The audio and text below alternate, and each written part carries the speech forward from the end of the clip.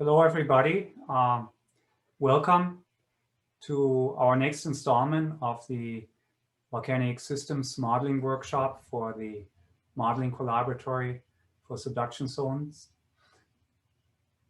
We have two talks today. However, we had to change the sequence a little bit because of technical difficulties. So we start out with Diana Roman, and then the second talk will either be by Eleonora Rivalta or Madison Myers. And then next Thursday at 12 o'clock, we have two more presentations, as you can see here on the list. And on Friday of this week, from 12 to 2:30 Central Time, we have our planning meeting.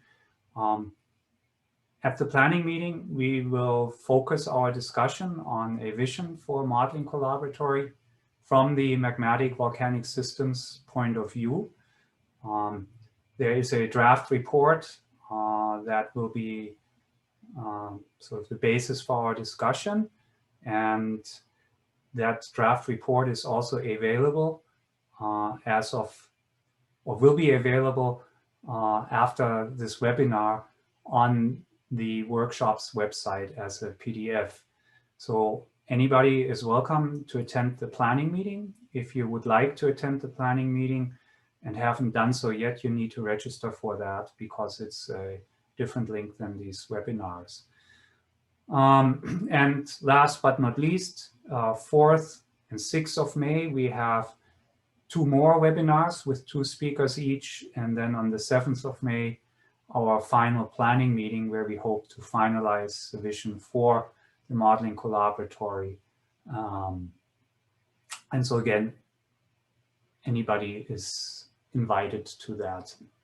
If anybody would like to provide input to the report that is in progress related to this workshop, there is an online form, an asynchronous form, where you can submit questions, comments, text, or email Kyle or I, letting us know that you would like to, say, write a section for the report or want to send us some feedback, and we'll incorporate your comments. With that being said, I will pass the word to Kyle, who will introduce the first speaker. All right, thank you, Helga. It's my pleasure to introduce our first speaker today, who's Diana Roman. Diana is a geophysicist in the Earth and Planets Lab at the Carnegie Institute for Science. Her research straddles the boundary between volcanology and seismology and focuses on understanding source processes of volcanic earthquakes, volcano-fault interaction, the structure and dynamics of magma transport and storage systems, and the nature of geophysical precursors to eruptions. Our primary research tool is the analysis of volcano seismic data and its integration with corresponding geodetic, degassing, and petrologic observations. Diana's worked on problems throughout the Americas, Pacific, Caribbean, Africa, and elsewhere. Today, she will be presenting a seismological perspective on magma ascent. Diana? And before Diana gets going, I apologize briefly. After Diana's talk, there is opportunity to ask questions. You can already start asking questions during the talk. Please use the question and answer, the Q&A tool that should be at the bottom of your Zoom window. Thank you. All right. Thank you, Kyle and Helga, and hello, everyone. Can you see my slides? Good. Okay. All right.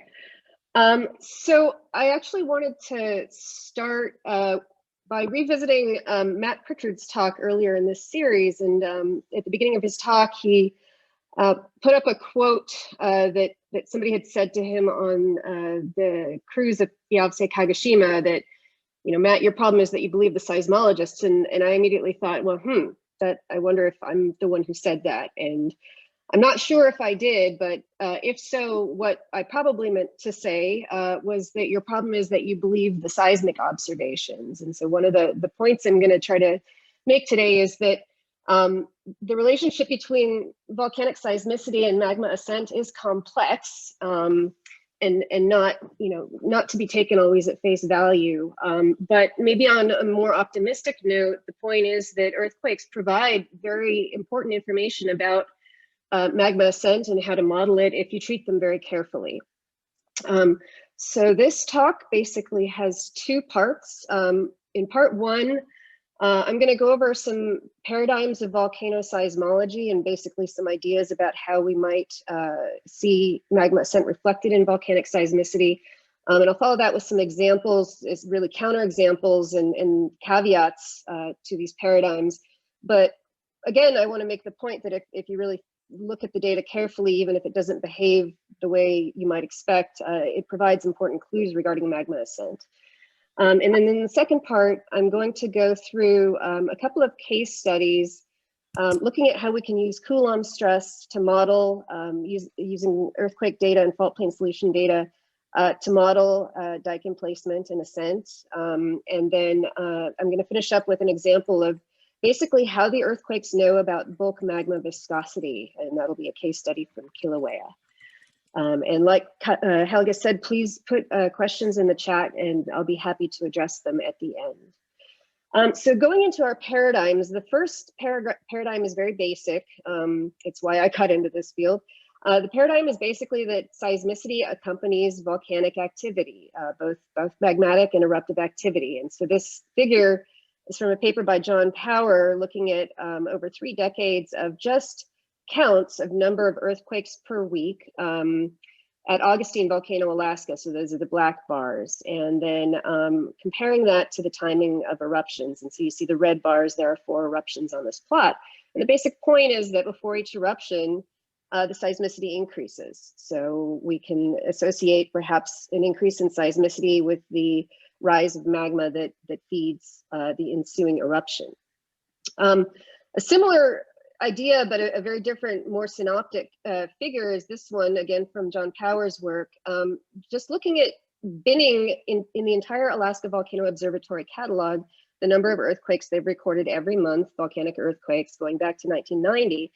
And you see that the spikes on this plot, the high rates of earthquakes are generally associated with large eruptions like Shishaldin and Augustine and Redoubt. But at the same time, all of the spikes that I've put in red boxes here are non-eruptive episodes. And so my task was to talk about eruptive magma ascent, but I really view eruptive and intrusive magma ascent as 2 sides of the same coin, and I'll address that. So this is one important thing, and we don't really have a good way of distinguishing in advance between increases in seismicity that don't ultimately culminate in eruption and those that do.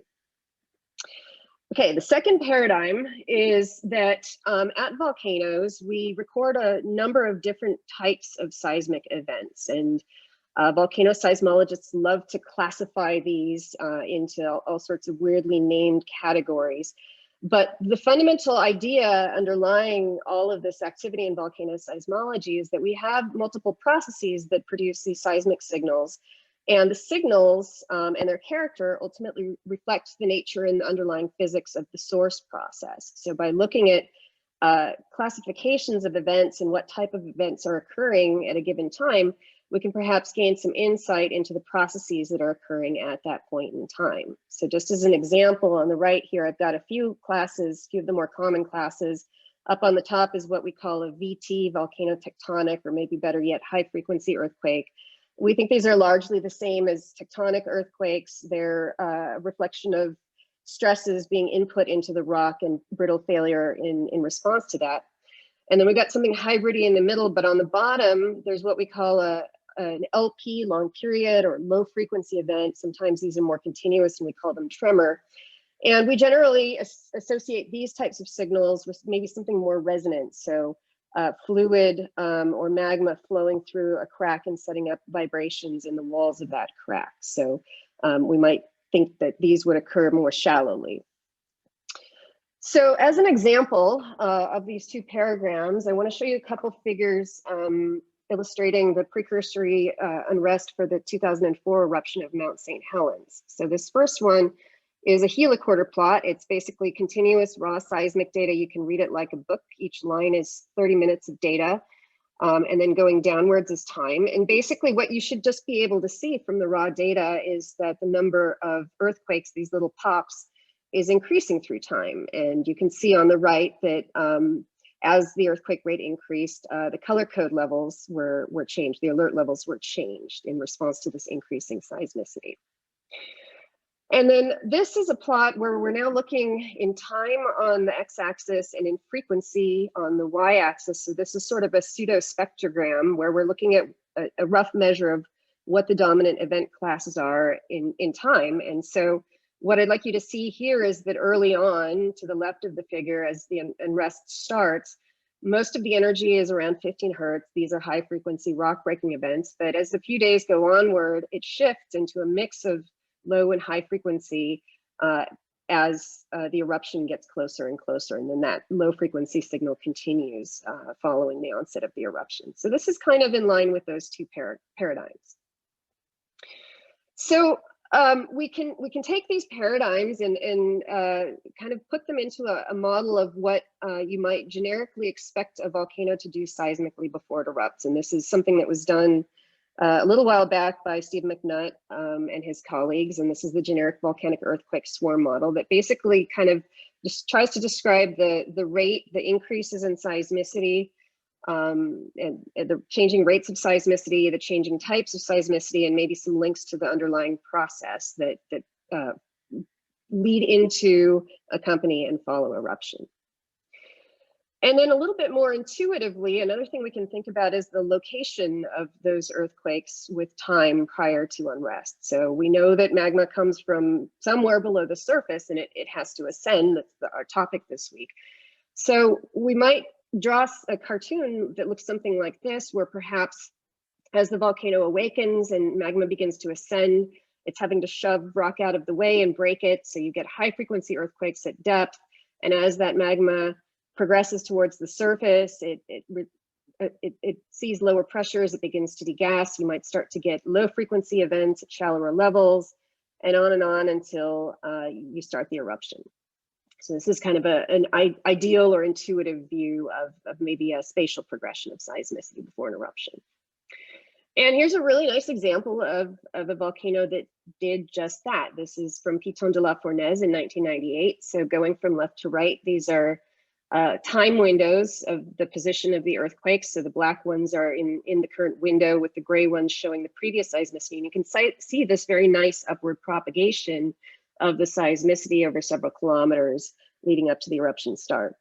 So I do want to say that this is actually a very rare phenomenon. And when we tend to see migration of seismicity like this, it tends to actually be lateral. This is maybe the only example I know of vertical upward migration of seismicity at a kilometer scale before an eruption. So I'll come back to that.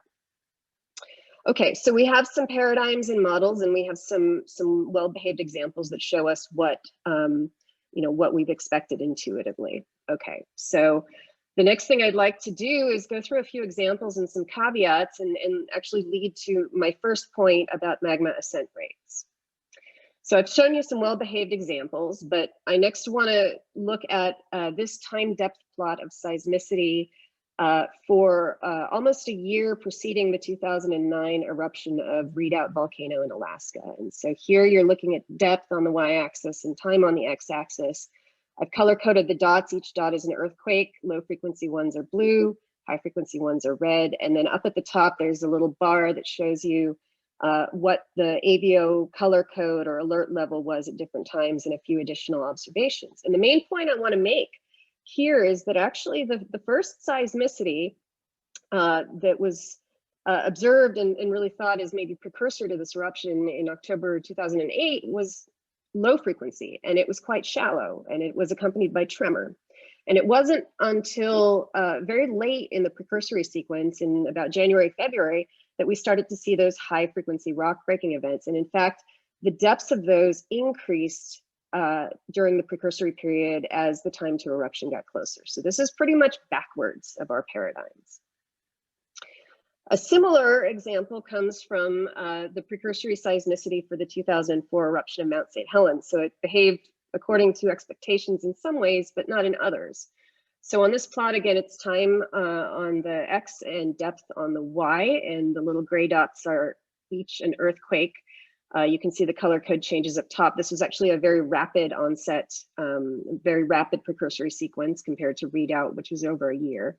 And I've also put on here this red bar that shows the depth of where the magma reservoir is thought to be beneath Mount St. Helens based on observations from both 1980 and 2004. And what I want you to see on this plot is that all of the precursory earthquakes, and in fact, through a significant first part of the eruption, were all very shallow. They were up in the edifice, and basically the mid crust where we think the magma was stored was aseismic. And only after the eruption, or well into the eruption, did we start to see seismicity at those depths.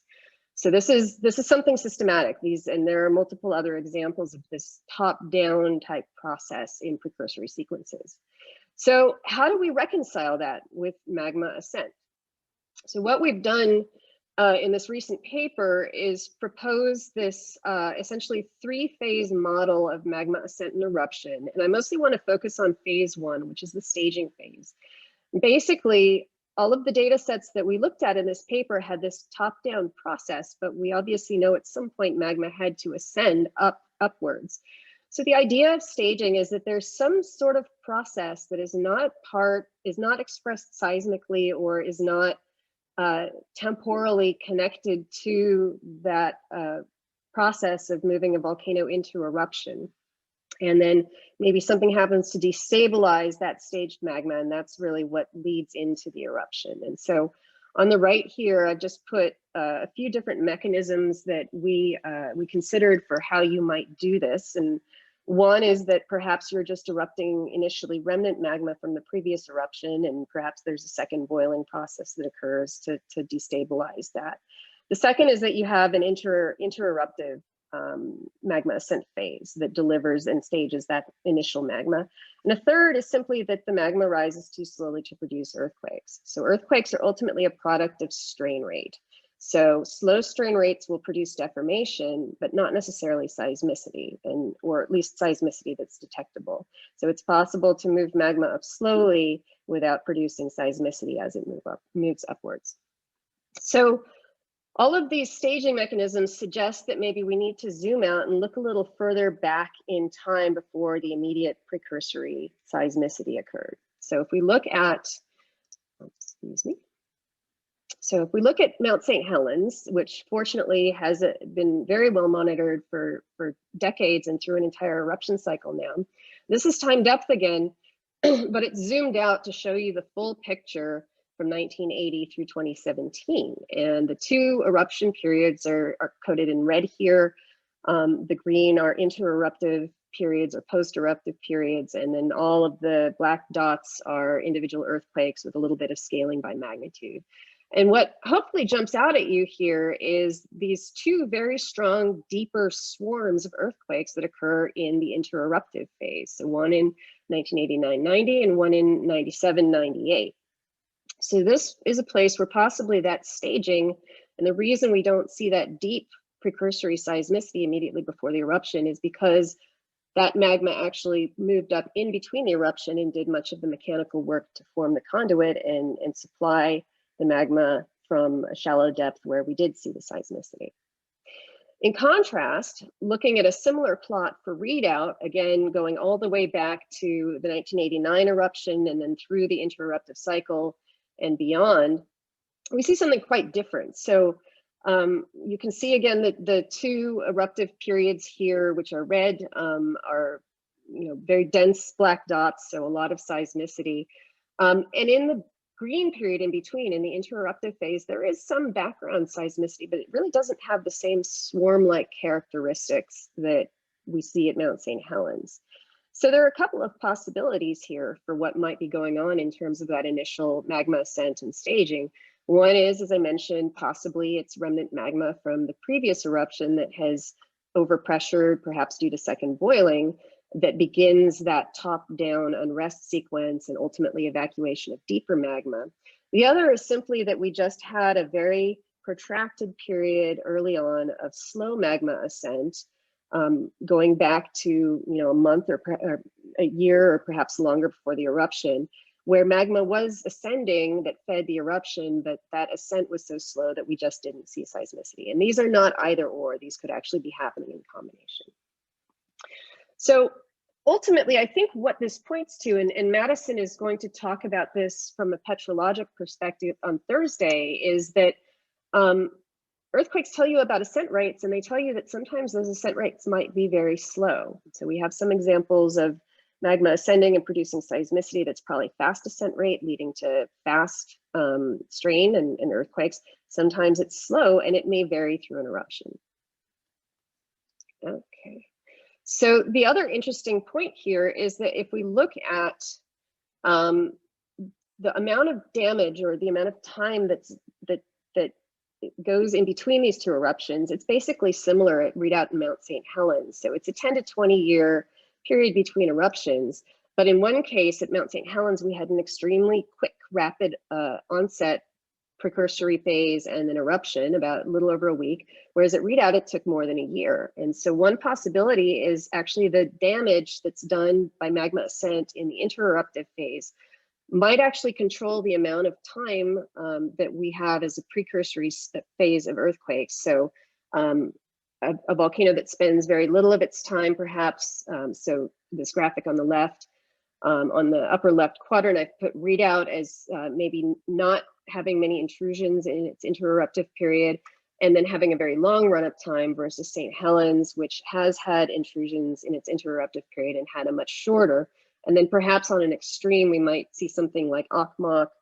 I haven't shown these data, but Okmok had 5 hours of precursory seismicity in 2008, and it's continuously inflating and deflating. So this brought to mind the recent work by Chris Huber's group, Wim de Gruyter and Chris Huber especially, who looked at this kind of on a larger scale in this very nice paper, looking at essentially rates of injection and how that might ultimately lead to eruption and different mechanisms of eruption. And so one thought is that perhaps expanding on this to think about the mechanical damage in the rock might also provide some insight into magma ascent processes over a longer term period and how they culminate in eruption. All right. So part two, going fairly quickly here, I'm going to move into some case studies. And what I wanted to note is that up to now, and in fact, in the rest of the talk, I'm mostly focusing on VT high frequency earthquakes, and I'm showing you some very simple parameters. I'm talking about things like rates of seismicity and their location. I'm not even talking about magnitude. I'll be talking about fault plane solutions for the next part of the talk, but the reason for this is I think that these very simple tools, ways to look at seismicity, not only we can do this over long time periods and at many systems, we don't need very dense seismic networks, but I do think they tell us a whole lot about magma ascent. So that's sort of meant to be implicit in this talk.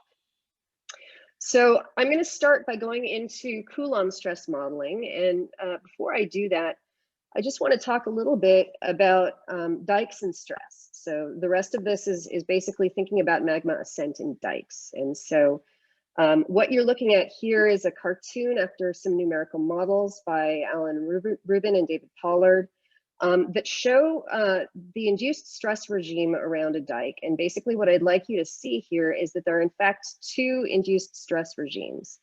One of them, and I've mixed the terms here, one of them is what I'll refer to as tip stresses. So this is ahead of the dike tip, where we basically get tension induced by the dike. And so we have a zone here where tension in the rock is increased.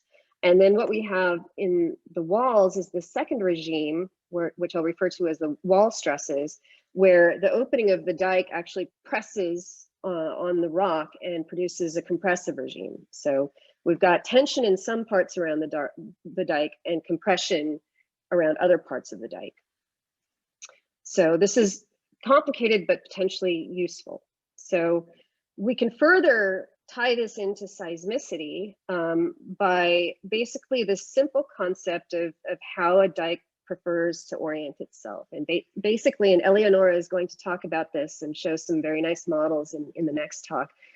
All dikes care about is the ambient stress field. It's they want to simply open in the direction of least compression. And so in doing so, in an orthogonal system, they will open in the direction of ambient least compressive stress and align themselves parallel to the direction of maximum compressive stress. And that's all they care about. They don't care about the presence of pre-existing faults if they're not aligned in this direction. Energetically, it's not very difficult to propagate a new dike in the preferred orientation given the stress field. So that's the theory of dike orientation. And then to tie that back into seismicity and these two induced stress regimes, what we can do is look at fault plane solutions. So these are just simple double couple fault plane solutions. They're basically models for the orientation of the fault that slipped and also the way in which it slipped. So we would expect a regional earthquake, an earthquake in the ambient stress field that's in this little purple box down here, to have this orientation, basically to have its P or pressure axis, which is our proxy for maximum compression, parallel to the dike axis and parallel to the regional ambient maximum compression.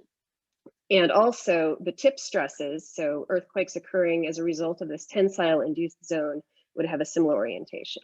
Whereas the wall stresses, the secondary region of dike induced stress, because it presses out in the direction of dike opening, and dike opening is in the direction of regional minimum compression, it induces a different stress field on faults. And we would actually expect the fault plane solutions to rotate by about 90 degrees, such that their p-axis is oriented perpendicular to regional stress or background faulting and perpendicular to the dike orientation. And so you'll see all of this summarized in the next few plots, mostly as sort of groups of p-axis orientations, either as I'm showing in this inset below as Rose diagrams, or sometimes I'll show them to you as stereo nets. And then I'll give you an indication with this black arrow of the direction of ambient maximum compression, so you can see whether there are deviations or not in the fault plane solutions. And this will come back to magma ascent quickly. I apologize for the detour into seismology, but I think it's necessary to set this up. So the way that we model fault plane solutions, the way that we link the earthquakes that are occurring out in the solid rock that's around the magma to what's actually occurring in the dike, is through Coulomb stress. And Coulomb stress is basically, the Coulomb stress change is basically looking at the orientation of a fault, as shown in this little schematic on the lower left here, and deconvolving the induced stress into two orthogonal components of a normal or a clamping stress on that fault versus a shear or a sliding stress on that fault, and basically looking at which one wins given the fault's orientation and the observed sense of slip from the fault plane solution. So if the shear component outweighs the normal component, there's a positive Coulomb stress change and that fault is likely to slip. If the opposite, the fault is likely to be locked, or to have the opposite sense of motion on the same fault. So we can actually take model dikes and we can try to project their Coulomb stress onto faults given our earthquake locations and our fault plane solutions to see if we can actually forward or ultimately ideally inverse model the seismicity to see where the dike is, how big it is, what its orientation is, and so on. And what I'll note is that this is very simple modeling. It's very static. Everything is instantaneous and time integrated. There are no topographies here. This is a half space. And as Eleonora will show, these things turn out to be very important. So this is a very simplified approach that I think could greatly be expanded on through either greater numerical modeling work or analog models, as Eleonora is going to demonstrate for more complex scenarios. So as a simple example of the application of Coulomb stress change modeling, this is a really nice study that came out from Tony Hurst's group a few years ago, looking at and trying to explain somewhat weird precursory seismicity at Ruapehu in 1995. So it was weird because there was very little precursory seismicity right next to the vent. So you can see this in the two right panels with Ruapehu under the black circle. Most of the precursory seismicity was actually what we call distal VT seismicity, several kilometers away. And by looking at the location of these earthquakes and their fault plane solutions and trying a few different models centered beneath Ruapehu, they show very nicely that these distal earthquakes can actually be explained through Coulomb stress increases induced by inflation of a sill beneath Ruapehu. So this is a very simple application. It works well as an instantaneous model. And it also illustrates the point that is one point I would like to make and caveat, that earthquakes do not always happen where the magma is. They can happen quite some distance from where the magma is, but we can carefully back that out through studies like this. So I'm going to show you an attempt now, because this is a static model, to look at a first step towards dynamic Coulomb stress modeling. And so this is looking at a very complicated earthquake swarm that occurred at near Magma Volcano in Alaska last summer. This is work by Federica Lanza that's in prep. This is a complicated earthquake sequence with several magnitude 3 or greater events. The first event in the sequence is a magnitude 4. So it had some characteristics of main shock, aftershock, but its duration and other factors suggest that it may have actually been an intrusive swarm. And so in looking at the fault plane solutions for the earthquakes, which you can see plotted in the lower left, you can see that many of them actually have 90-degree rotated fault plane solutions. And those are the ones that I've colored in green here. And they're very spatiotemporally mixed into background fault plane solutions that basically express the regional stress field, which is approximately northwest. So this is just a strange and complicated swarm that we were unable to fit a Coulomb model to when considering the entire swarm. But when the swarm is broken down into different periods, basically starting at each magnitude 3+ earthquake, we see that we can actually pretty well fit. So in these panels, these 6 panels on the right, this is preliminary work.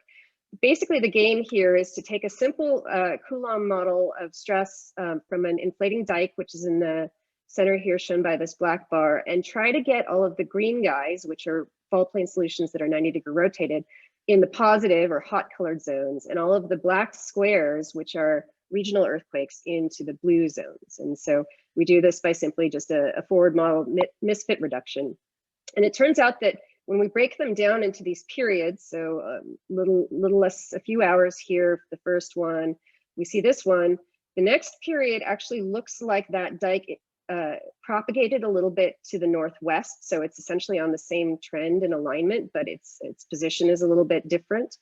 So maybe this is one dike that's propagated a bit laterally. And then in the next step, it appears that the dike actually jumps over to parallel to the second dike and begins to inflate. Again, very quick transitions here. And then in the next period, we see a fourth dike segment appear that's now got a slightly different subparallel orientation. So perhaps the stress field is getting complicated because of previous dikes and the new dikes are having to rotate. Then a reoccupation of the third.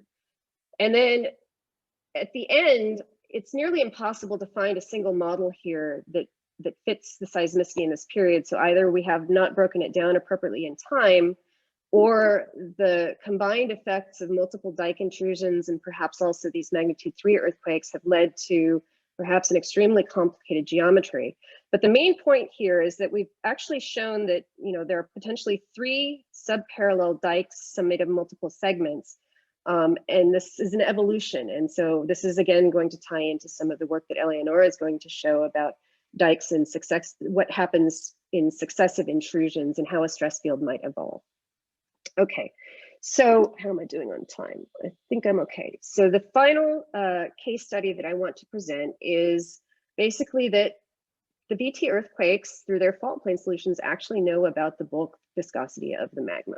And so I've shown you some intrusive examples of 90-degree stress field rotations, but I want to just show you to be convincing that this is a pretty common phenomenon. This is one of the classic examples looking at a very long period of the eruption of Soufriere Hills. So going from it's almost to its onset in 1995 through 2007. So this is basically through the first 3 phases of the eruption. And you can see in the little schematic of the eruption below, I've put those in red bars and labeled them 1, 2, and 3. And so what we did was do fault plane solutions for all of the earthquakes throughout this entire period. And up on top, you can see the little summary rose diagrams of the p-axis orientation. And again, this purple arrow showing you the background. And what we see is that first, in period A, it's a bit sketchy. The data weren't that great, but there's a hint of a rotation there before the eruption started.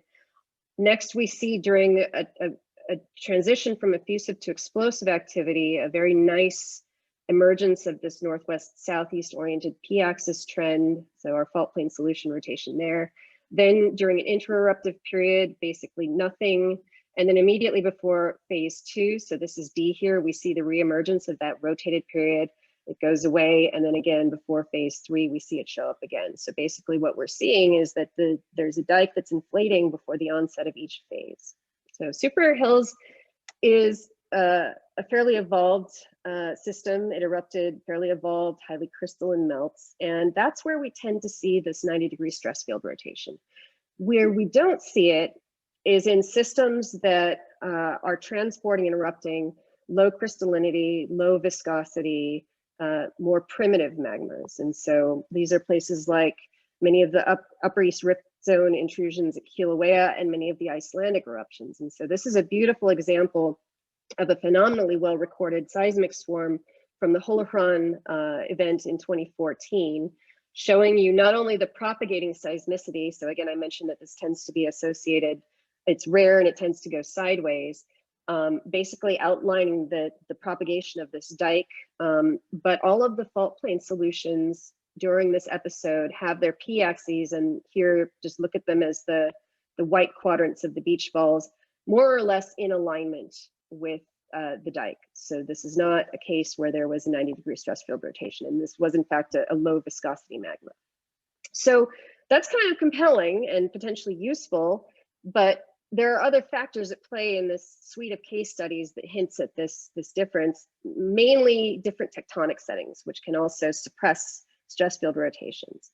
So fortunately, in 2018, Kilauea did essentially the perfect natural experiment for us by first erupting, transporting and erupting very stagnant, older, evolved, highly crystalline, relatively highly crystalline melts through the Lower East Rift Zone in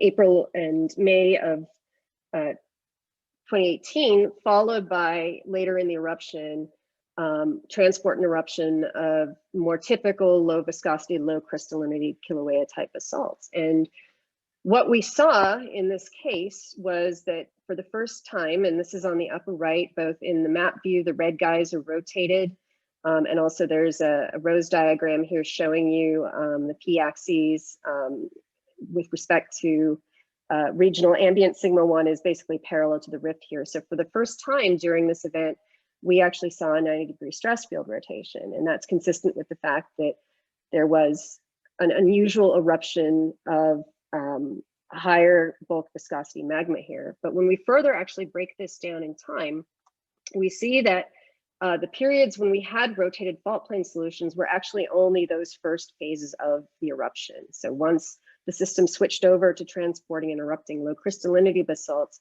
we didn't really see those rotated fault plane solutions. And we were actually able, through a combination of experimental rheology work and modeling of the three-phase rheology, to come up with a very tightly constrained threshold for what that bulk viscosity needs to be at Kilauea to produce this stress field rotation. So it's tightly constrained to within an order of magnitude here, which is really quite exciting. So that's cool, but and this is the point I'm going to end on. Why? And this is I think a big fundamental question. So there seems to be this knowledge in how the earthquakes are generated around a propagating dike of what's in the dike, but why is that? Is it simply that higher viscosity magmas tend to just make wider dikes and maybe not flow as quickly into the tip, so that there is, some tip stress generated earthquakes, but a lot of wall stress generated earthquakes, whereas maybe low viscosity dikes are narrower? Or is it some sort of more dynamic process like shear dilatancy? So if you add crystals into the melt at a high fraction and you try to force that crystalline magma to flow, the need for those crystals to move around each other actually creates an additional normal stress during flow. And there are some intriguing hints that that might be part of the process. But again, these are not mutually exclusive.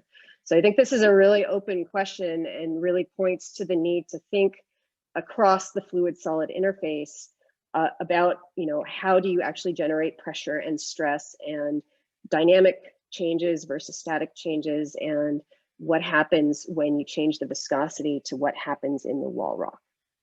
Okay, so I'll just quickly summarize. My key points here regarding magma ascent are that there's seismological evidence for a range of ascent rates before and through a given eruption sequence. Madison is going to show some very nice work addressing this from a petrologic perspective on Thursday. I've shown some preliminary suggestions that multiple dikes can intrude in a small area very easily and in quick succession, can reoccupy earlier dikes, but also start new ones. Eleonora is going to talk a little bit more about this in her talk. And then I've talked about how earthquakes contain information about the bulk viscosity of the magma, and really that we need to consider three-phase flow and three-phase rheology, and Mattia is going to talk a little bit more about this on Thursday as well. So in terms of goals for modeling and maybe under the auspices of a modeling collaboratory, I think it's very important to focus on these very basic pieces of information from seismicity, patterns that are consistent across systems, but that are very simple and well recorded and comparable at multiple systems to understand magma ascent. To examine temporal processes like evolving stress fields and successive intrusions. It's not a one-shot thing, as we can tell from field observations. Dike emplacement in magma ascent is complicated. And finally, we really need to consider realistic rheologies for both the fluid and solid, and we absolutely need to start thinking about how to couple processes across the fluid-solid interface, which is very challenging, but I think really the way forward to link models into what we can actually observe at an active volcano so that we can understand both the process and the potential hazard. Okay, so I'll stop there, and hopefully I didn't go on too long and we have a bit of time for questions. Okay, Diana, so thank you for that great presentation. We have a bunch of questions, so I'm gonna start reading some of them off for you. Our first question is from Paul Siegel. In reference to the Mount St. Helens 1987 to 2004, he states that the geodetic data is sparse, but it can rule out significant amounts of shallow intrusion during this time interval.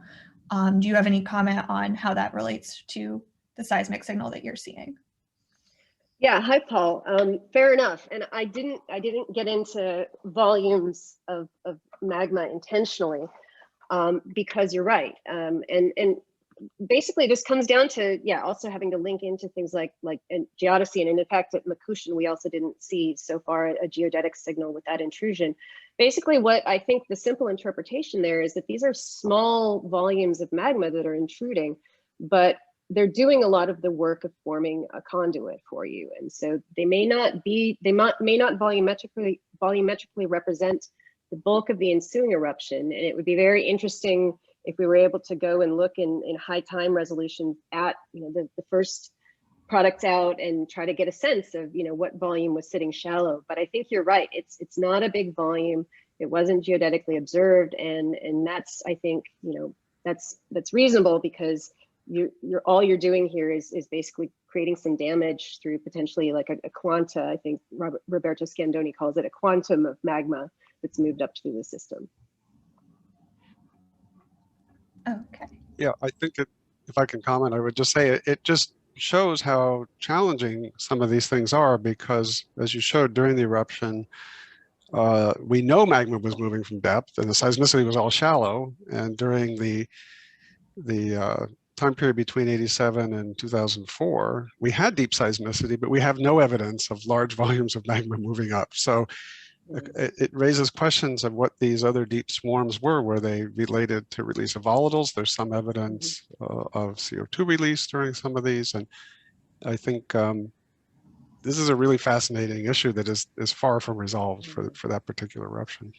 Yeah, and if I can just follow up with, I think, a general point I had hoped to make and didn't quite, that you raised, that especially in modeling, I think we all tend to focus on the presence of signal, but often the absence of a signal is as information rich and informative as the presence of a signal. And so trying to get at models that explain, well, you had seismicity, but no geodetic signal, you know, that's really the key, is combining all of these things. So thanks for that, Paul.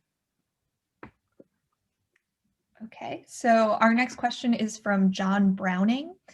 He says, the insights on accumulated mechanical damage between diking episodes are very interesting.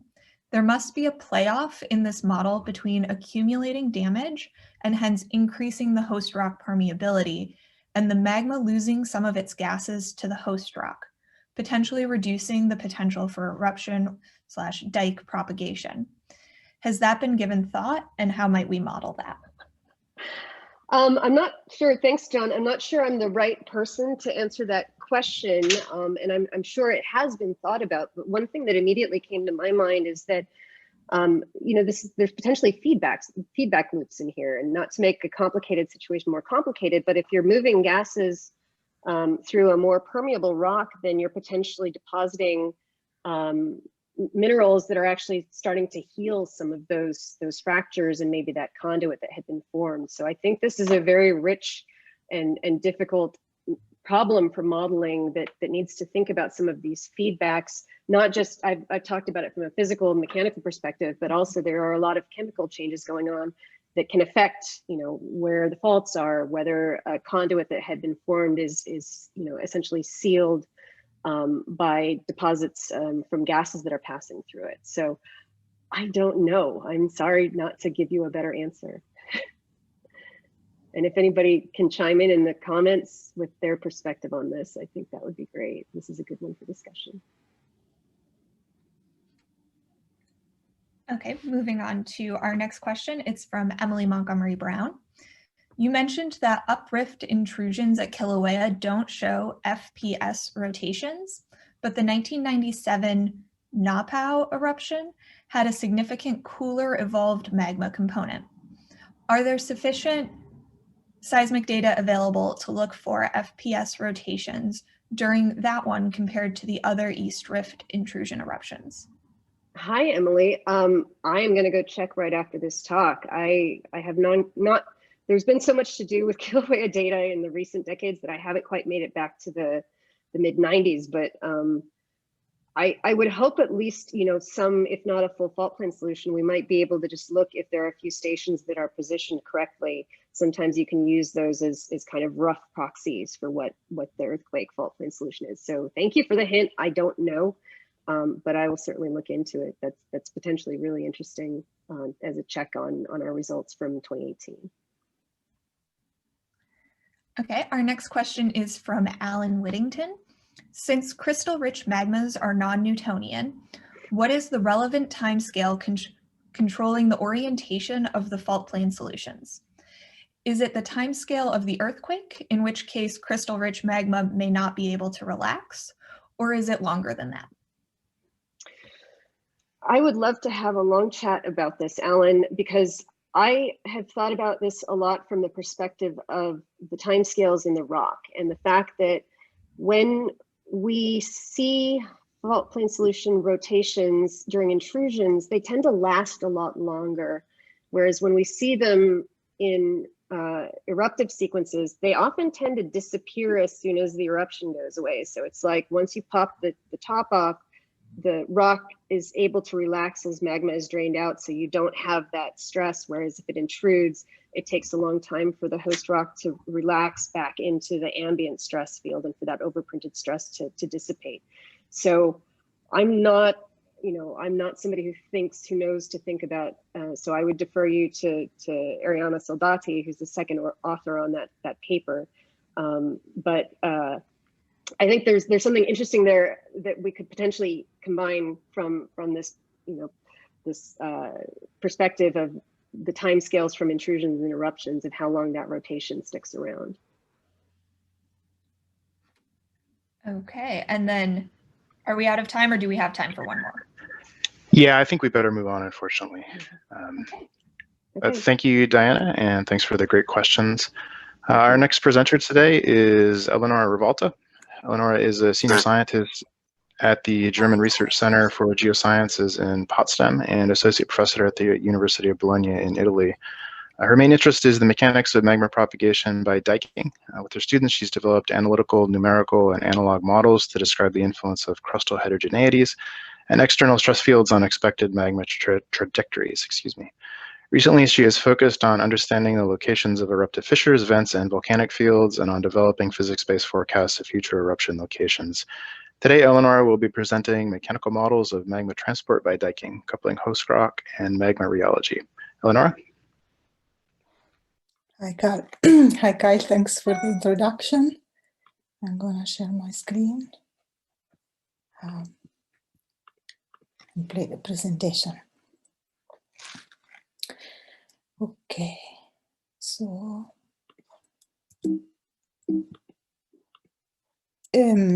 today I will go through dike propagation models, and first of all mention why we need dike propagation models. I will go through many examples. I hope you find them useful. Then I will briefly mention the fundamentals. So what are the fundamental components of dike models?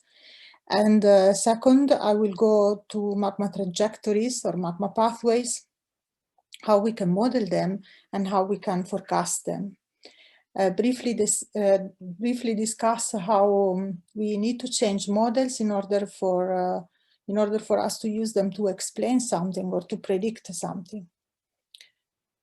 Yeah, so I wanted to start from our underlying motivation, which is what controls the evolution of magma and the architecture of magma storage and transport through the Earth's lithosphere and crust, and also what controls the size, style, and timing of volcanic eruptions. These questions were mentioned both in previous talks and in the meetings on the Fridays on the modeling. I would like to make the point that I believe one question is missing here, and it is the location. I hope to convince you that it's very important to address the question what controls the location of volcanic eruptions, because they, if we answer this question, we may find material and understanding that will also help in answering better question number 1. So what pathways for magmas? Generally, magma is assumed by many people in the popular science, in many tectonic papers, many papers, to just go through pre-existing conduits or faults. And here I want to make the point that this is not what we see. So a first example is Mount Etna, and this is the morphology of the summit area of Mount Etna over a time frame of 15 years. In the first picture here in the left, we see that Etna in around year 2000 had 4 summit craters, mainly 4 summit craters. And the summit craters morphology has changed dramatically over the next 10 to 15 years. And not only that, but new fissures and craters have opened for all the time, many eruptions, they all form basically a new crater, although some obviously also occur in pre-existing conduits. So why does a volcano need so many conduits? And this is another example, which is Stromboli. Stromboli has is permanently active, is degassing and erupting all the time, and there are kind of 7 conduits on the summit of Stromboli. Their morphology also changes all the time, and still every now and then a fissure gets opened on the volcano for a lava flow. These are just a few images from Kilauea to show that even if you have a lava lake and even if you have a very persistent and permanent pathway for magma transport, you still, at volcanoes, still open fissures, dikes, and in all different locations. And even after the caldera collapse, now the lava lake is filled up through cracks on the crater walls. Sometimes magma pathways may be quite counterintuitive. This is the 2018 ground deformation measured at Sierra Negra volcano.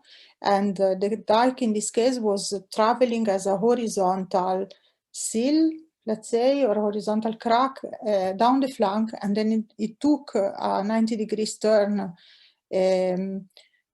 on the way before erupting as a fissure at the close to the coast. So why are magma pathways so contorted sometimes? And I wanted to say that this is not peculiar just for low viscosity mafic compositions, but also other compositions have a similar way of producing new conduits all the time. This is just an example because I think this is universal. This Mount Uzu at the side of Toya Caldera in Japan. And here we see a lot of cryptodomes just surrounding the edifice of Mount Uzu. Some of them are on the summit, some of them are around, and they are all at the border of a big caldera. This is not just an academic question for a better understanding of the dynamics, but it's also a very relevant question for the population, because if we want to have accurate hazard models, we need also accurate maps for the future vent locations. So to what extent can we use past vent locations to predict the location of future vents? Final example is the area around Naples. Here you see Mount Vesuvius and Campi Flegrei, two very different volcanoes. And if we asked a lot of people where would Mount Vesuvius erupt from next time, most people would answer from the summit. But actually, if we look at a map of eruptive fissures, there are many around Mount Vesuvius, and some are even quite low down the flank. And even more complicated is the situation for Campi Flegrei, where since 15,000 years ago, when there was the last caldera forming eruption, around 78, 80 vents have formed, all spread in different locations from previous ones. So first of all, why do volcanoes behave so differently, and what can we do to anticipate the location of future eruptions? So what is generally done for this purpose is to work with the spatial density of previous vents. This is by Bevilacqua et al. In 2015, one of the most sophisticated work that I could find on this topic. And so first there is a statistical analysis on the distribution of past vents. And since this data generally is a bit scarce, we don't have so many vents, in this case it's even lucky with 80 vents, then what people do generally is to add other information from fracture density or location of fumaroles, location of other features in the volcano. And in this particular paper, this was weighted by expert elicitation. So what information should have a bigger weight on the final map. So the final map, in this case, looked like this.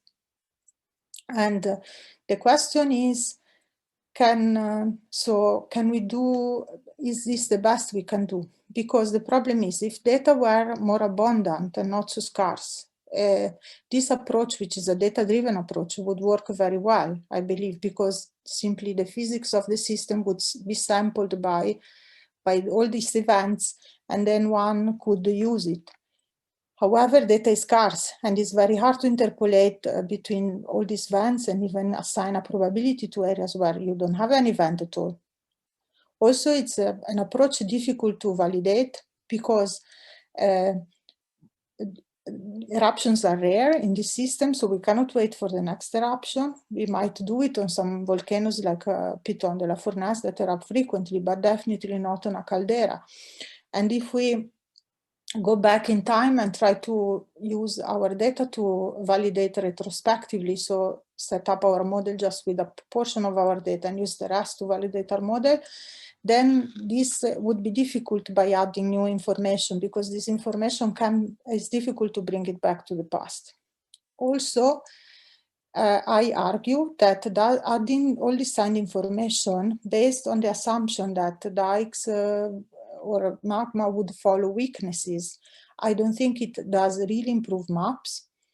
To me, the second map doesn't look better than the first map, because it looks like a blurred version of the first map, actually. And another point is that Monte Nuovo, which is the last eruption, so the one that potentially we would like to really forecast in an effective way, has an even lower probability than in the upper map. The point is, can we use now physics of magma propagation to improve these tools?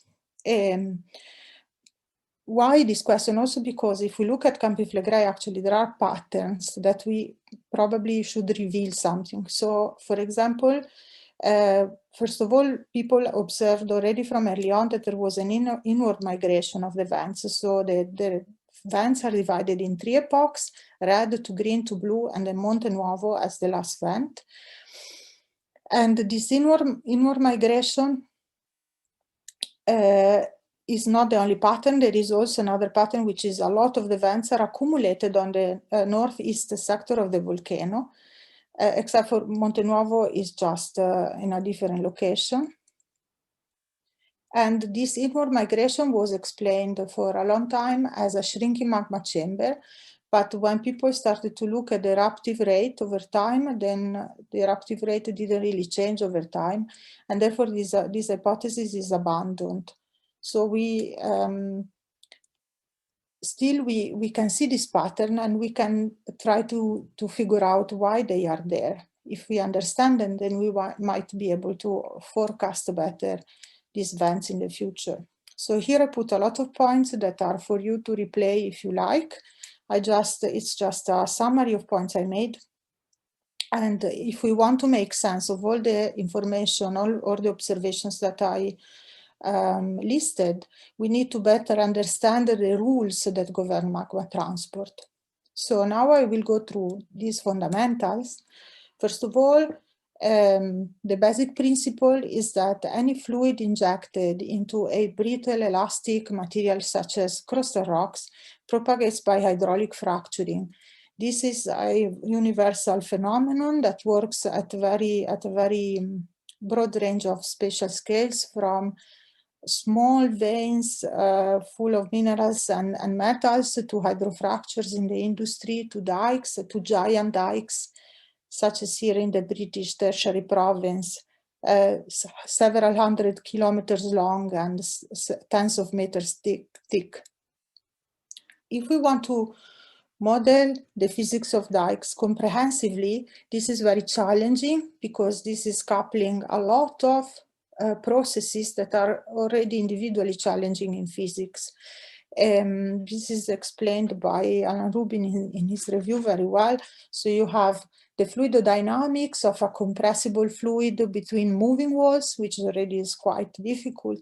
Then you can have fracturing at the tip and plasticity at the propagating tip. You have heat transfer, phase transitions, a lot of processes. And the reason that they are all coupled together, what people do to simplify is to just neglect some of this. So all models for dikes, however, they have to include the coupling of magma and host rock, because otherwise you don't model a dike. So all of them include elasticity, the elastic response of the host rock, and they have a driving pressure or a pressure gradient from the magma side. This driving pressure can be attached to a magma chamber, have like a pressure. Everything can be driven by a pressurization at the source, or you can have a gradient. I will talk more about this in a minute. So two main simplifications, although there are a lot of, it's hard to divide just into categories, but these are really two main simplifications. Two main categories are, one, the viscosity dominated regime, where fracturing is neglected. So in the viscosity dominated regime, we take into account the fluidodynamics of the magma within the dike, and neglect the tip fracturing. So viscosity is a very important parameter, obviously, and the shape of the dike looks like this. In this case, it has a thick tail and an inflated region called sometimes nose, sometimes head.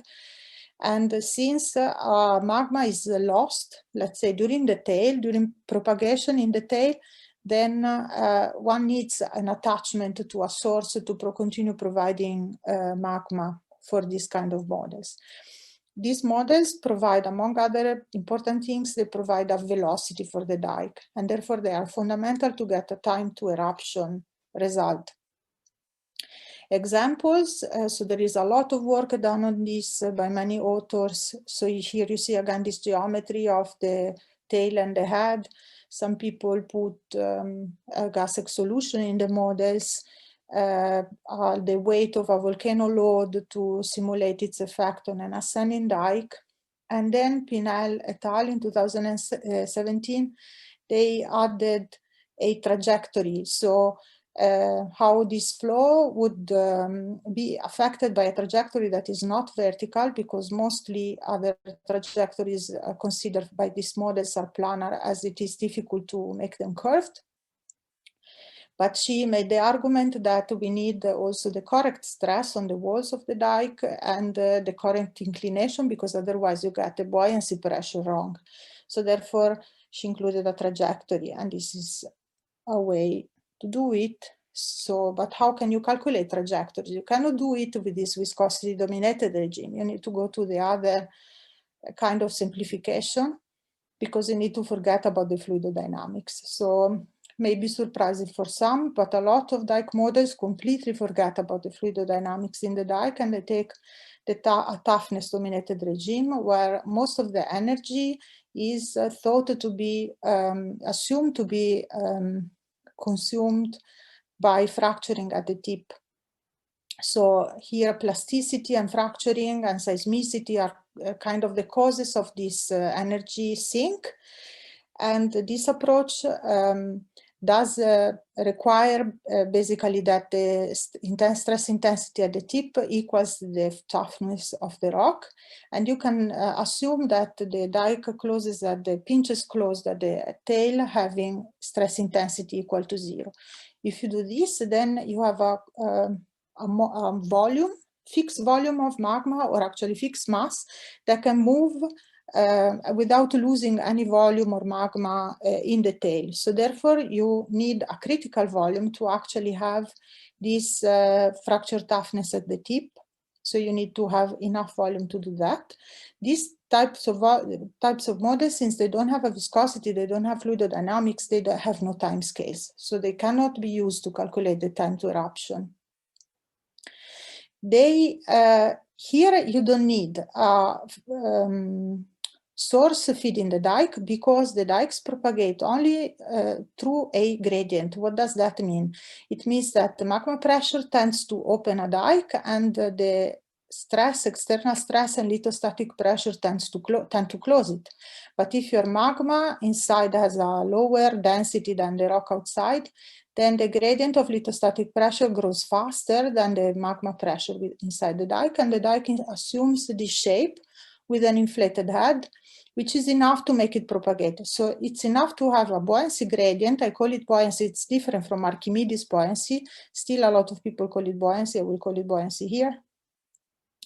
This buoyancy gradient is enough to make dikes travel through the crust by large distances. Here is a gelatin experiment showing, that you, if you inject air in solidified gelatin, you can visualize this phenomenon where the dike pinches close at the back and maybe inclined, maybe straight, and assumes this inverted tadpole shape. That is what one has here.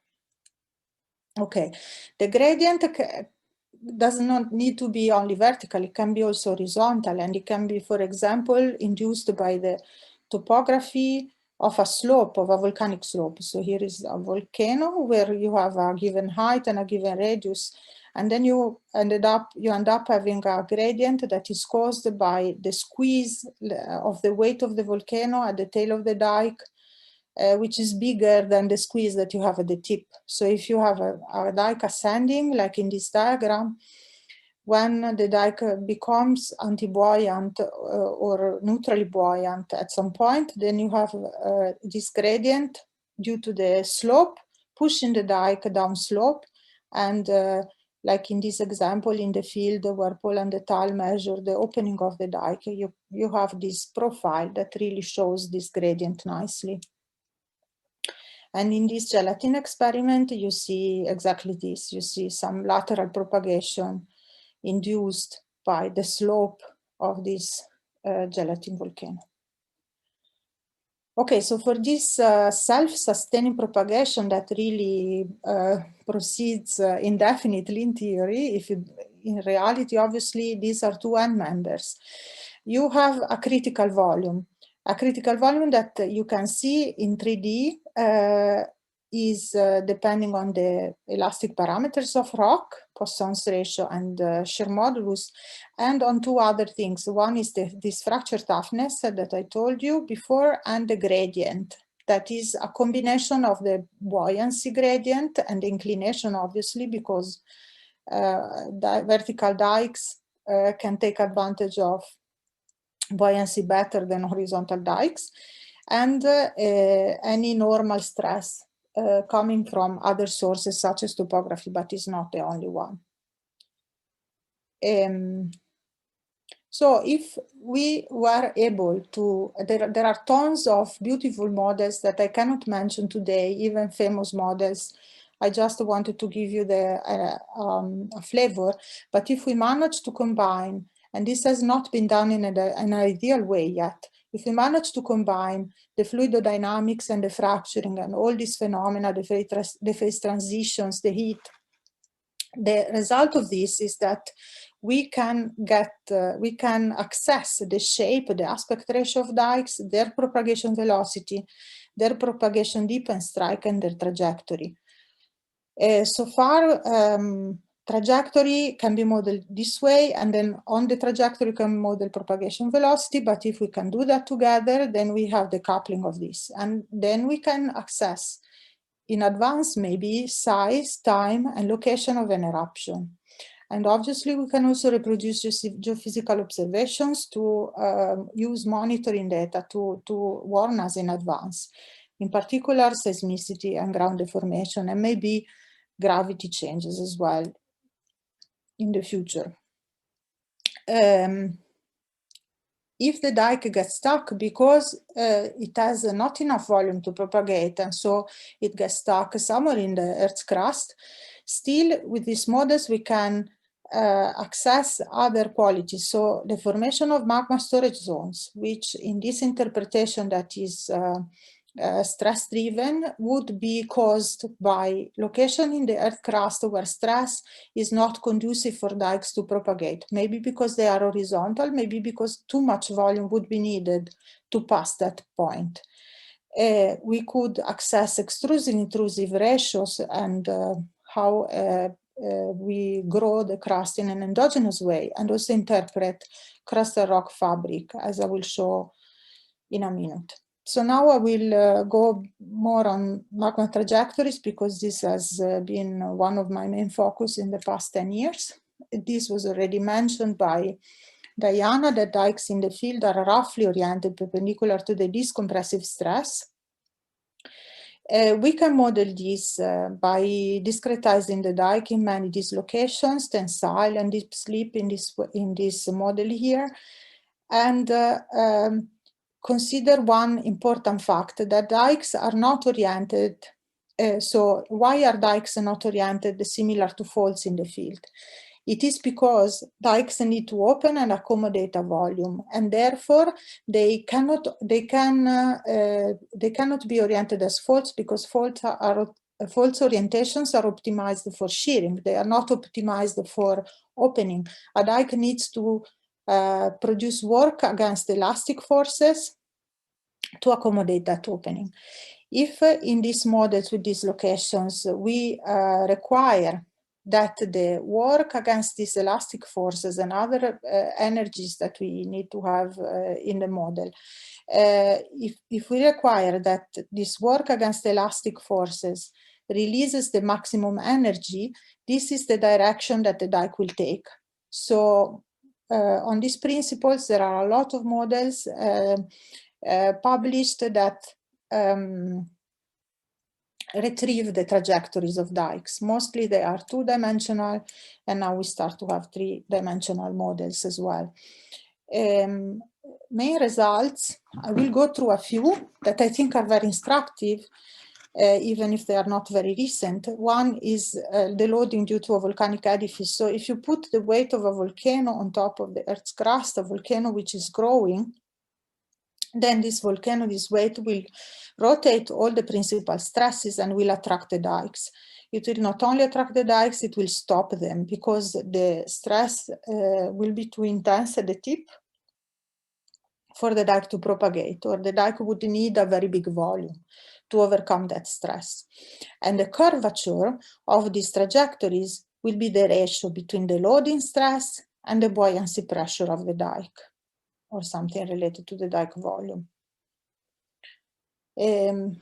I want to go through this other paper because also it's very instructive, I think. So in these Spanish peaks intrusions in Colorado, here analyzed by Roman and Jopard, one can see that the earlier dikes, 26 million years old, they are all oriented according to the tectonic stress field, we can say.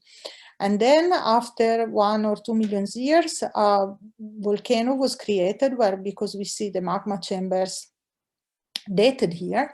And after that, all the dikes assumed a radial pattern and they also changed their composition. So probably they changed their composition because they couldn't ascend and they were blocked due to the weight of the volcano, and they had this radial pattern. So many people analyzed this radial pattern in the past, and they were making a point that it was the magma chamber pressurization that was creating this radial pattern. But Roman and Jopard do take a different approach and compare two sources of potential stress. One is the reservoir pressure and one is the edifice stress. And they clearly and very, they demonstrate that it must be the edifice stress that drives the dike and not the magma chamber, because the curvature that is observed is not consistent with the reservoir stress, is only consistent with edifice stress. And they also compare quantitatively the amount of stress, and one can see that only if you are really at the walls of the magma chamber, then the stress of the magma chamber overcomes the stress of the edifice. Otherwise, as you go away from it, the stress of the edifice is larger than the stress of the magma chamber because it decays so fast away from the magma chamber. They also make the point that the curvature of the trajectories are controlled by the ratio between the lithostatic stress or the loading stress of the volcano and the tectonic stress. This controls these curvatures. As I said, we now start to have dike propagation in 3D. And if you put all these principles that I told you, then you can also re-express all these principles in 3D, and by discretizing the dike with triangular dislocations like here, have a fully 3D propagating trajectory that can explain weird things like this trajectory of Serra Negra. The principle works also flipped. So if you create an excavation, then you rotate stresses, but in a flipped way. So what will dike do? They will actually be deflected by the stress. You see this little dike. Here you see the stress. The fringes are the stress due to the excavation, due to the birefringence properties of the gelatin. Another thing that I would like you to see is that as soon as the dike reaches a depth that is more or less equal to the width of the excavation here, but it would be the same for a loading of a volcano, then the dike starts to fill this. And in this case, erupts at the side of the excavation. So therefore, if you want a rule of thumb of how deep the loading stress can reach, it is more or less the application domain, like the width of the load. These models, both the analog and the numerical models that include loading, are very good in helping us explaining the fabrics of dikes in the crust. For example, here, if you model excavation, this excavation could model a rift, for example, and we can see that the same structure of propagation we see it in rifts worldwide, also with the horizontally stacked intrusives just above the crust mantle boundary. The opposite thing can also be done, so we can have a look at a volcano load in a compressional setting. So if you remember before, I showed you like the load will rotate all the stresses and attract the dike, but if you put compression from sideways compression, then you change the pattern and the pattern becomes way more horizontal, and you end up having dikes accumulating as stacked seals below the volcano in compressive environments. And since in Emily's talk there was this, she presented this of horizontal reflectivity below Mount St. Helens, what I did was just to scale this figure for Mount St. Helens, and here the width is, for Mount St. Helens, the radius of the volcano would be around 5 kilometers. This converts these vertical scales into 0 to 20 kilometers. And the applied stress would be around 10 megapascal. So if you think that 10 megapascal compression is an appropriate condition for Mount St. Helens, then maybe this horizontal reflectivity could be just simply explained by a compressive stress field from the tectonics. And the same could be for some other settings that see the same thing. Okay, now I will go to forecasting trajectories. So I hope it was clear that knowing very well the stress field is the key to figure out why dikes accumulate in a particular orientation or travel in another orientation. The problem is that volcanic areas, like seen on this slide, you have so many stress contributions. You have tectonics, you have edifice load, you have previous dikes, excavations from collapses, entire flank dynamics, magma reservoirs, faults and earthquakes. While individually maybe we understand these factors, it's very hard to put them quantitatively one on top of the other, because we don't know the relative weight. By the way, a beautiful discussion on all this is in Chadwick and Dietrich in 1995, if you want to get more information. So if we want to, so basically we can say that the overall stress field will be the combination, the superposition of all these contributions, but we don't know exactly the relative weight. So it's very hard to actually quantitatively create this superposition. So how can we proceed? I will take the stress due to a magma chamber as an example to see that we can break it down into components. So stress of a magma chamber equal to a pressure times a function that is basically the stress field due to a unit pressure everywhere. This stress field everywhere due to a unit pressure depends for a magma chamber on the depth and the shape of the magma chamber and on any layering rheology of the medium. We can assume that from other independent information, maybe this special function is known if we have crustal deformation data, for example. With this equation of the superposition of stresses, we can do a similar thing for all terms. We can write them as a pressure times a function that describes a shape. For example, the load of the volcano times the pressure due to the height of the volcano. This maybe is one of the few that we really know entirely. And excavation, obviously we don't know exactly the structure below when the density structure. So again, a pressure and a shape function that we assume to know. So in this way, we can write the equation as a lot of terms that have A pressure times a spatial function that we assume is known.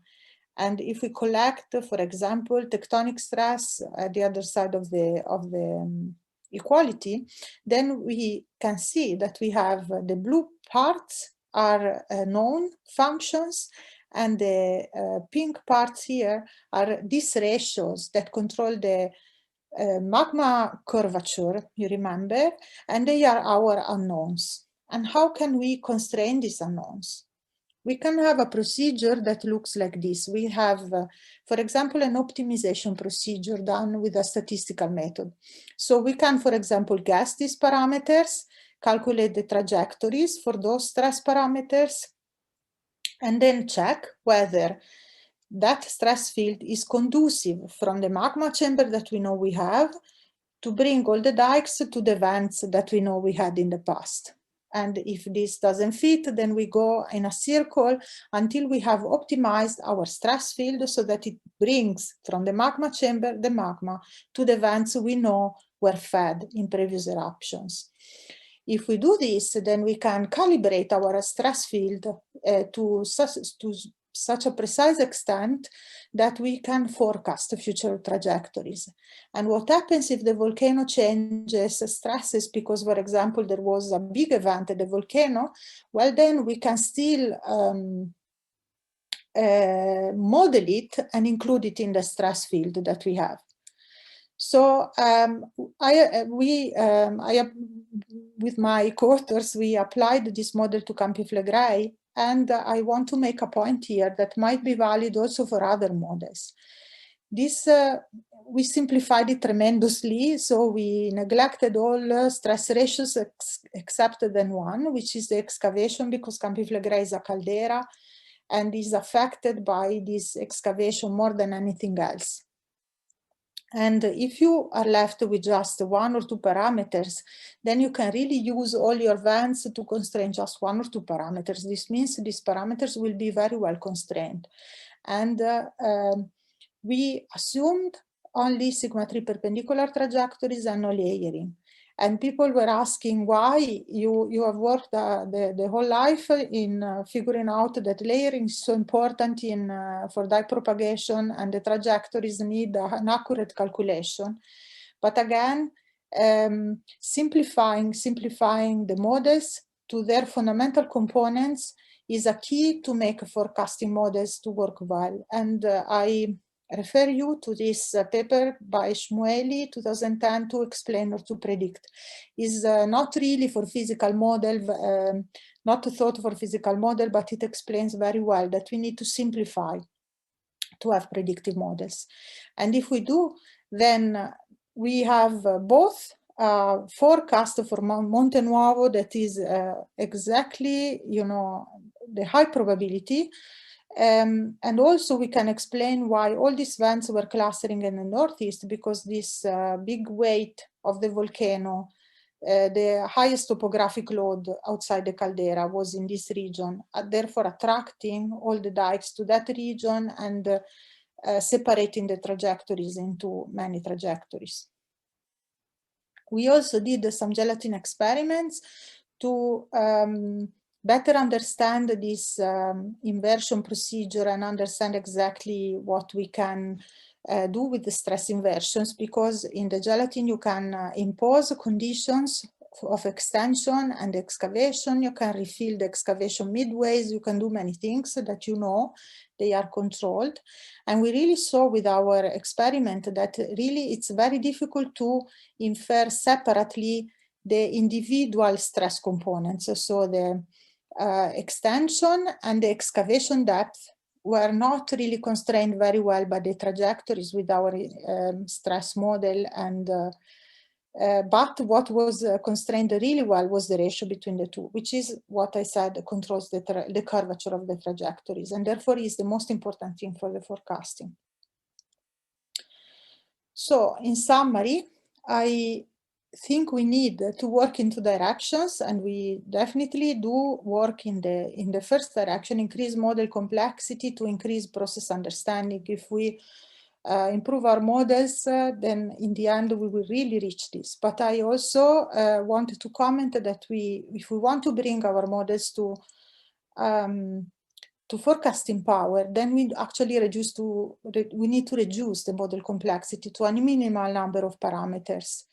And this will be very beneficial, because if we don't do this, and if the modeler that has, if it's not the modeler who produced the whole complex things with the layering in my case and with all the understanding, if it's not a modeler who does this reduction of complexity, then you will see a young chap coming at 20 years old with an artificial intelligence model, completely deprived of physics, with much better forecasting than what you can do. So what I think is that we still need to, it's still very, very beneficial to retain physics in models, but we have to do it in a clever way. And then I wanted to comment that, in my opinion, so all this work, not only my work, but in general, the work on dikes has progressed so much because everything has been done by teams composed by all kinds of expertise: field geologists, field geophysicists, geochemists, physicists, mathematicians, and lab people. And also better links with the industry will help us in the future. So I think this should be discussed in this collaboratory, because the industry has good software, good data, and a lot of experience. And then here I have some points in my summary that you can read in peace and later if you want to replay it.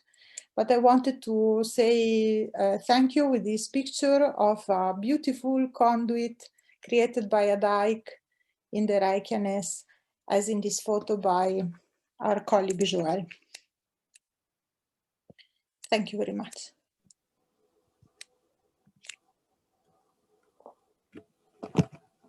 Thank you very much, Eleonora. Yeah, really fascinating illustrative talk and animations. We have a few questions. The first one is a kind of multi-part, so bear with me. Sam Pope asks, there is sufficient geologic evidence that shows non-elastic host rock deformation occurring near sheet intrusions. Lab models in non-elastic materials also show major effects on surface deformation volumes. Where do you see the role of that complex deformation beyond brittle elastic propagation? Are we really okay with neglecting the deformation in magma pathway modeling, geodetic versions, etc.? Yes, thank you, Sam, for this comment. Obviously, there are many things that I didn't touch here in this talk, and one is the one that you raised, which is the different rheologies in the rock. And I want to make one example where what you say is really important. And this example, I think, is exactly Campi Flegrei, because I think maybe we can kind of simplify the rheology as brittle elastic and very cohesive when we are at some kilometers depth. But we know that when dikes reach a caldera floor, the maybe first kilometer or two, I don't know, of a caldera floor is sedimentary, and then you would have the kind of behavior that you say, and then how dikes would change their trajectory, their velocity in this different type of rheology is still an open question. And definitely I see also for these cases a very important role played by different rheologies. Great, thank you. Next question comes from Valerie Kayol. Asks, are there any clues that that magma solidification plays a role in dike propagation? Hi, Valerie. Yeah, this is a good question. So I think it hugely depends on the composition and on the stress conditions as well. So if we have stress conditions that make dikes propagate quite quickly and their composition is, so their viscosity is low, then on the timescales of propagation, which are hours or days, I don't think there is much effect of solidification. Obviously, this can be calculated more precisely than what I just said. But there are other conditions where stress makes a dike stall, and also their composition makes them quite viscous pretty quickly. Obviously, this is another point that I didn't touch and is obviously very important. Okay, thank you. Our next question comes from Alexander Minakov. Yes, what about plastic dilation during shear failure? Would it potentially provide enough opening for magma to propagate as mode 2 fractures? Yeah, so this question is kind of related to the same question that to the question that Sam asked. There is plenty of evidence that, especially if in sedimentary rocks or rocks that is not that cohesive, then dikes may propagate also partly as mode 2. I want to stress, however, that mode 2 propagation is also very important for normal dikes, in the sense that they wouldn't be able to curve if propagation was only mode 1. So the fact that heterogeneity of stress in an especially heterogeneous stress field, you also need mode 2 together with mode 1 for a proper trajectory. Yeah. Okay, thank you. Thank you very much. Next question comes from Ricky Garza-Giron. Ricky asks, can you comment on the interaction between groundwater and magma for predicting the location of new vents? Pressurized water volumes can create damage zones that dikes would happily use to propagate to the surface, perhaps such as in Okmok in the 2008 eruption.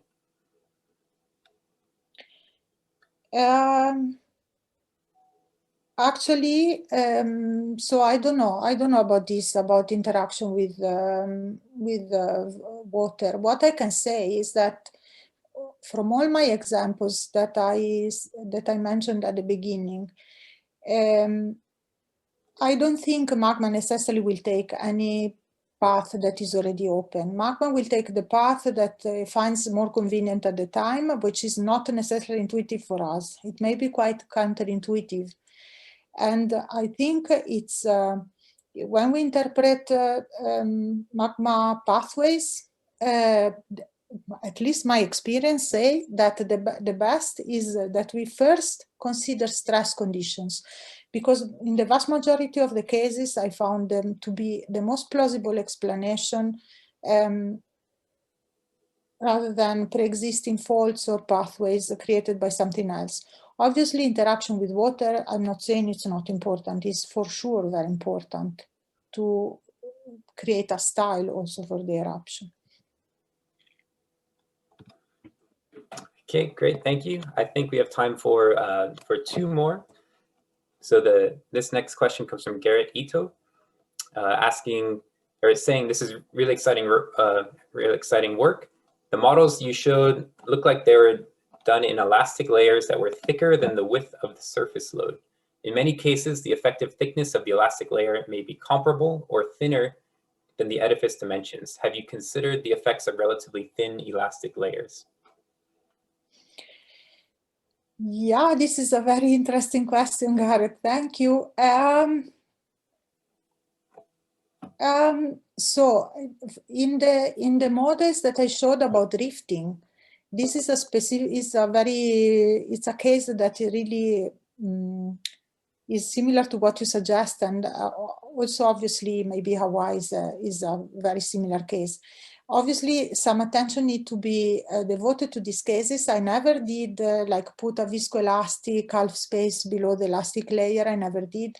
When these models, when you have the case that you mentioned, where your excavation or load is very, very large and your lithospheric thickness is less, then what I do generally is to start only from that lithospheric thickness and say it's elastic from here, I can start from here my propagation and I don't go below.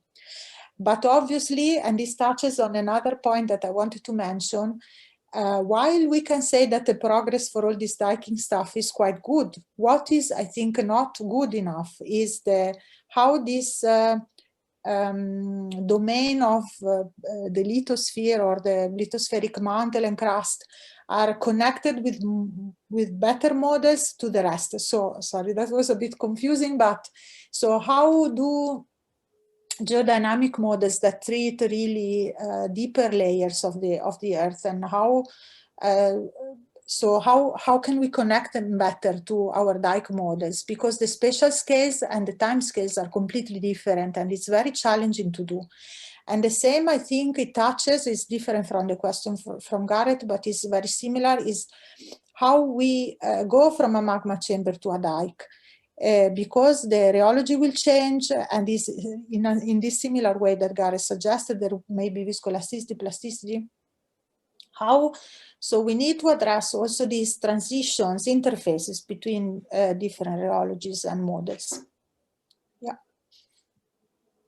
Okay, thank you. And our final question comes from Khalid Rahimi, asking, in Graben experiments, dikes may be erupted within the graben regardless of the graben depth. What processes govern whether a dike is deflected or propagated vertically in the graben experiments?